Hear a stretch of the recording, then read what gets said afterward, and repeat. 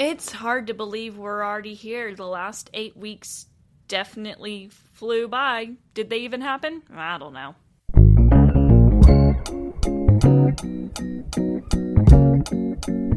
What's up, guys, and welcome back to my channel, or if you're new here, welcome to the channel. And today we are going to be ranking all 8 episodes of Hashira training. Now, I was able to follow along this entire season and make reviews of each episode, so if you're interested in checking that out, I will have a playlist of it. I'll put it in the description so you can watch them if you would like. Otherwise, I'm going to be doing very brief synopsises of each episode, explain why I have them ranked where I have them, go through my rating, which I have definitely shifted some of the ratings after I watched the entire season from start to finish once it ended.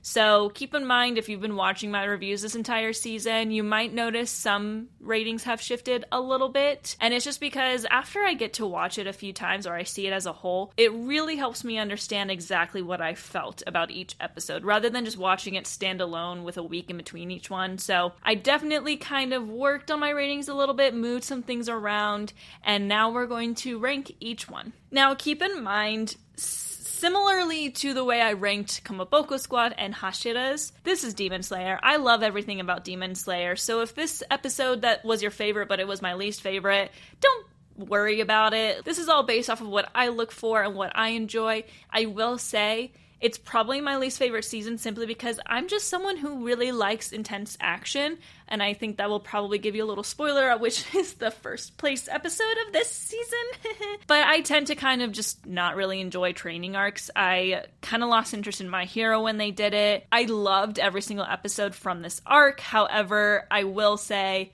training's not really my jam. I love Demon Slayer, though. It's my favorite anime, and I like how they did this training arc. So every episode is still very good, but if it's ranked the least favorite, that doesn't mean I hated it, and it's not to say, like, oh, I hate the way Ufotable's doing this, or I hated this, I hated that.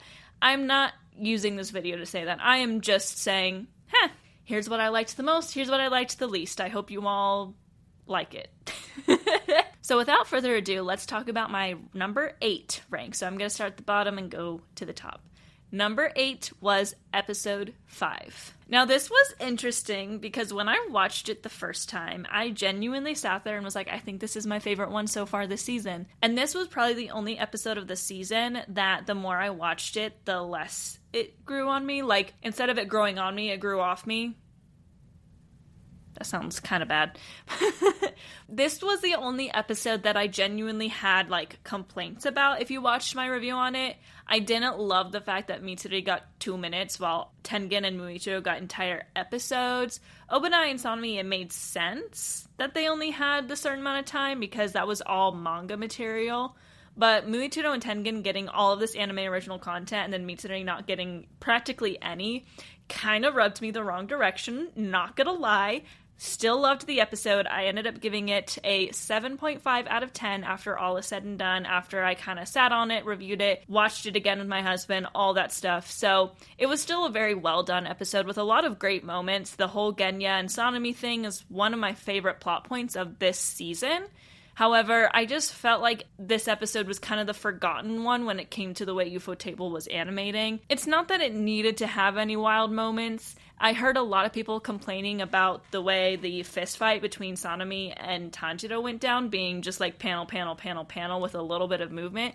I didn't really care. That fight was not designed for us to be like, oh my gosh, this is amazing. That fight was designed for us to feel uncomfortable, and I think they did a really good job with it. So it was an okay episode. It was my least favorite of the season. I'm not, like, desiring to go back and watch it right now, which says a lot, because most Demon Slayer episodes, I'll go and do that. Coming in at number 7, and I'm sorry to all of my Muichiro lovers, but it is episode 4, and this was Muichiro's episode. This almost went an 8th from, like, the beginning of watching it, because this was definitely the first episode that I sat there and was like, hey, Ufotable, I love the anime original content, but we can probably move on from paper airplanes. And then the more I watched it, the more I thought about it, the more I really enjoyed the fact that they added that. But then I watched it with the whole season, and it was just like a really slow moment. Like, even my husband was like, do they even know airplanes exist? And I was like, yes, they do. Because he didn't know that it was set in Taisho era Japan. He didn't know when Taisho era was. So I had to kind of explain it to him. It just seemed, in hindsight, knowing what they did with Mitsuri, I'm now a little bit peeved that Muichiro got an entire episode, but it was still a really good episode, and I really enjoyed, like, the sparring between Muichiro, Sanemi, and Obanai. I loved a lot of the anime original content. I thought it was really well done. It was silly. It had me laughing. It's just one of those where I was like, this is good.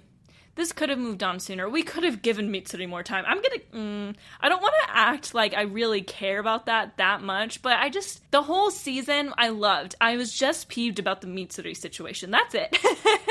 So, episode 4, To Bring a Smile to One's Face, was number 7 on my list, and I gave it an 8 out of 10. Coming in at number 6 was episode 3. Now, I gave this one an 8.2 out of 10 because I felt like the pacing of this one was better than episode 4, even though it was kind of the same situation of just 95% anime original content.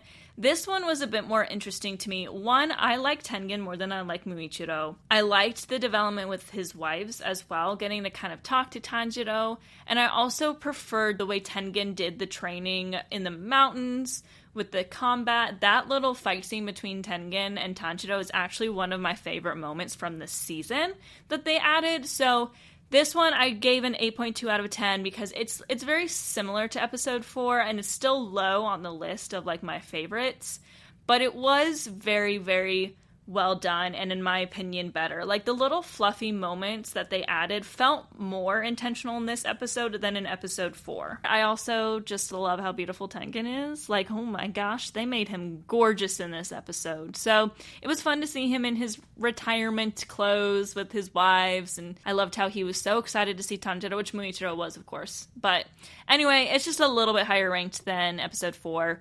They kind of both fall into the same situation of it's just so much anime original content that I really enjoyed it, but also it was like, okay, we sometimes got to get to the point a little bit faster. Now coming in at number 5, this might surprise a few people, but it's episode 1. So episode 1 is very, very good, and it's the one I've gotten to see the most because I got to see it in theaters multiple times before the season came out with the world tour, of course. And this one was really, really, really fun with the first sequence with Sanemi and Obanai. That is hands down one of my favorite moments of the entire season. And it was all anime original content. I liked the ad of the Easter egg Infinity Castle, them jumping into it. However, it did kind of open up a plot hole because the Infinity Castle was Muzan's plan. They did not know one thing about the Infinity Castle, never knew of its existence at all in the manga, and that's why it was such a surprise and why Muzan's plan worked. Because they had Sanemi and Obanai go into the Infinity Castle and then just not say anything, that felt a little plot holy, but I'll forgive them because that scene was so good to see their breathing styles, the music, the OST was amazing. So I really, really enjoyed that. The rest of the episode is a lot of build-up. The Hashira meeting is really interesting, but it's a lot of dialogue, a lot of silly moments, all very fun, but not enough for me to be like, oh my gosh, this was such an amazing episode. So that's why it falls kind of squarely in the middle. I gave it an 8.5 out of 10. There wasn't really much that I would say could be better, but the episode, again, is not set up in a way that's gonna perfectly meet my personal desires, which is why it's fairly low. All right, now we're getting into the top 4, which honestly are 9 or higher for me. So we're into like the ones where I was like, okay, this was really good. I love this. There's no issues whatsoever with it.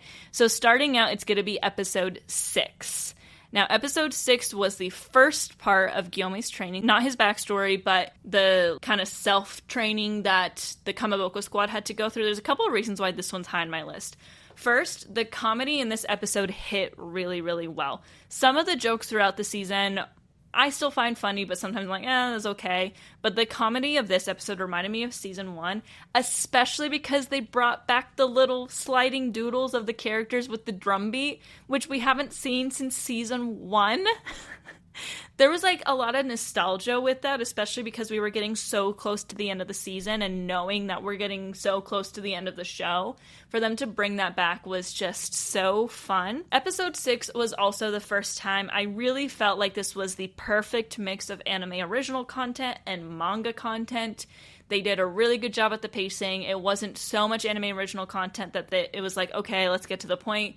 and it wasn't so much just manga content that it was like, okay, now we're rushing. They did a really good job at mixing it. And then finally, the scene at the end where Tanjiro is moving the boulder is very high on my list of favorite scenes in the show. I think I've mentioned things being super high on my list as far as scenes goes. This whole scene, from the OST, Hanai-san's voice acting, Kokoro Moyase, seeing the fire go through his body, the way it activates his mark, and getting to see that, I really, really, really loved that about this episode. So there's a lot of fluff in the episode still, a lot of silliness, but the way it closed out gave me absolute chills. I was watching it in the car on the way to California, about to start my vacation, and I was like, man, this episode is really good.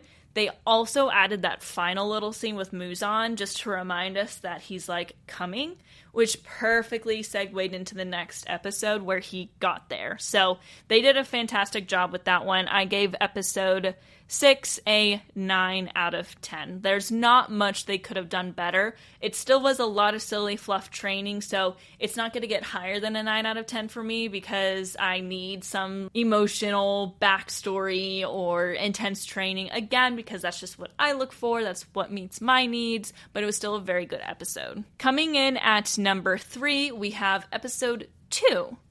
Now, this one had very little action, of course. However, this had Gyu's backstory. For those who don't know, Gyu is my second favorite character in the entire show, and my favorite is Tanjiro. So this episode embodied a lot of what I enjoy in an episode of Demon Slayer. Tanjiro being super silly and chasing him around and being a stalker, Gyu's super emotional backstory, learning about his survivor's guilt as well as his desire that Sabito should have lived, Tanjiro saying, I understand that, the perfect mix of the silly little moments and the emotions of Gyu's backstory.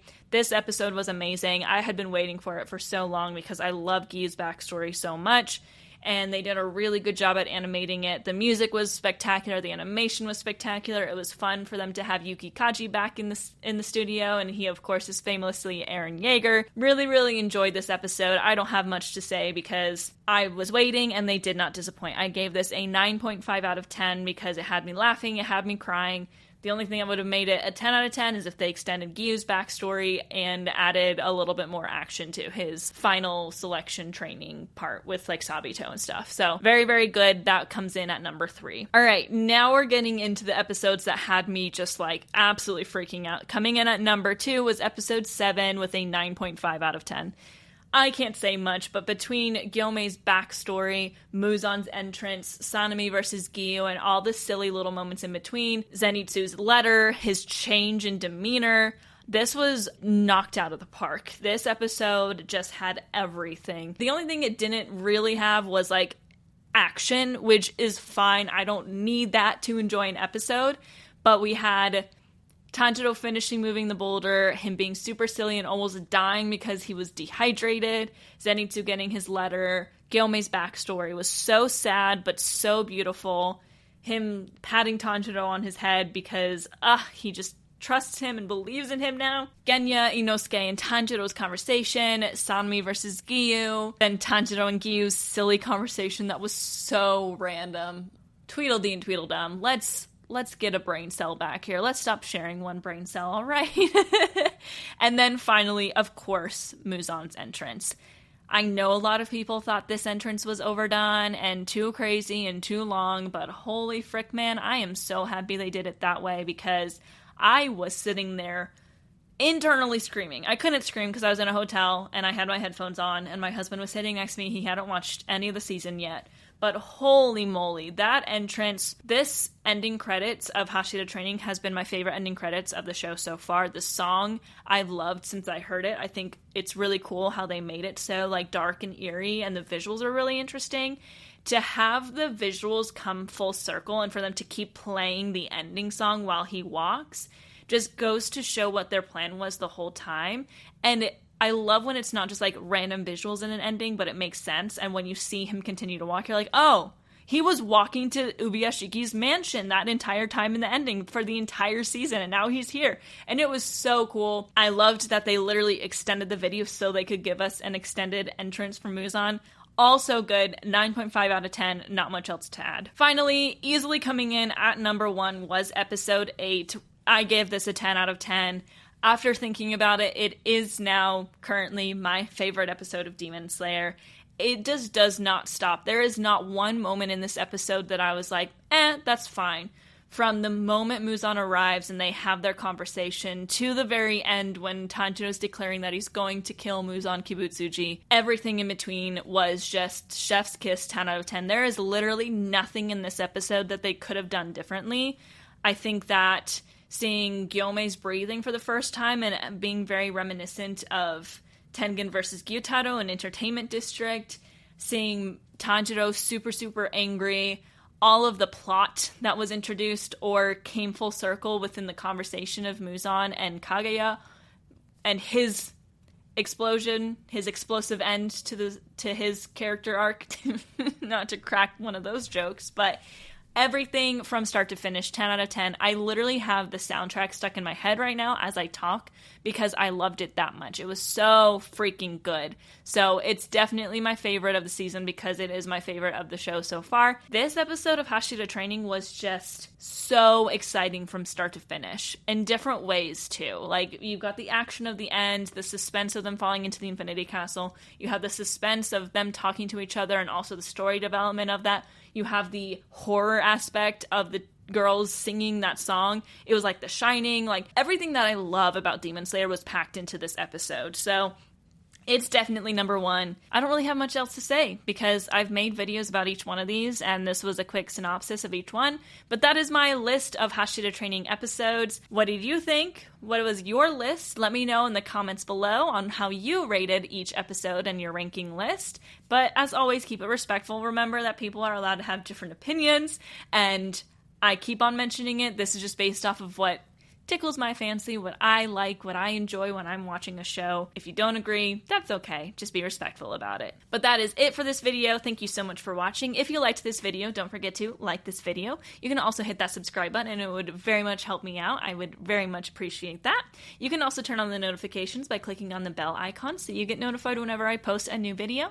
I post new videos every Monday and Thursday with shorts every day outside of that. You can also follow me on social media. I am at Looking Nerdy on Twitter for all of my random one brain cell thoughts, at Looking Nerdy on Instagram for all of my cosplay and story posts, and at Looking Nerdy on TikTok for all of my short form videos. But with that, I say thank you for watching, see you next time, and Jane!